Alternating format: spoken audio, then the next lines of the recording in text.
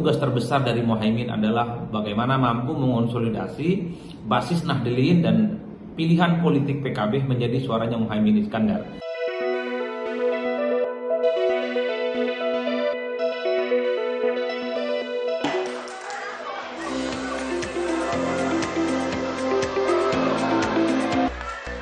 Bapak Ibu hadirin sekalian yang kami hormati. Saya kira kalau kita membaca realitas politik bahwa PKB itu memang kuat di Jawa Timur dan kuat di Jawa Tengah serta mampu mengonsolidasi kekuatan politik Nahdliyin. Sesuatu yang kemudian dalam hitungan-hitungan angka itu diyakini mampu memberikan insentif elektoral kepada Anies Baswedan. Karena Anies selama ini memang cukup lemah di Jawa Timur, kemudian Jawa Tengah dan di kalangan Nahdliyin.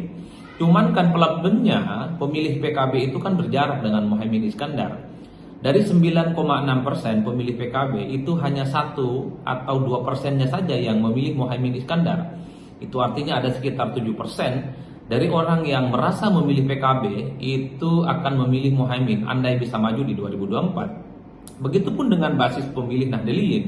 Basis pemilih Nahdliyin itu memang pilihan politiknya adalah PKB.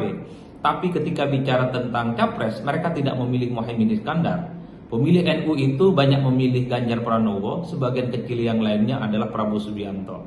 Dan hanya sedikit saja yang memilih Muhaimin dan Anies. Oleh karena itu, tugas terbesar dari Muhaimin adalah bagaimana mampu mengonsolidasi basis Nahdliyin dan pilihan politik PKB menjadi suaranya Muhaimin Iskandar. Artinya, NU itu memang secara kepartaian pilih PKB. Tapi bicara tentang Pilpres, mereka hanya sedikit saja yang memilih Muhaimin Iskandar. Oleh karena itu, kalau basis pemilih PKB, orang-orang NU hanya sedikit saja yang memilih Muhaimin, apalagi yang mau memilih Anies. Saya kira di situ PR-nya.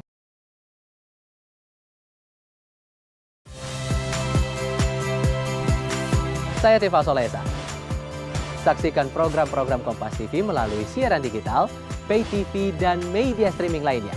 Kompas TV, independen, terpercaya.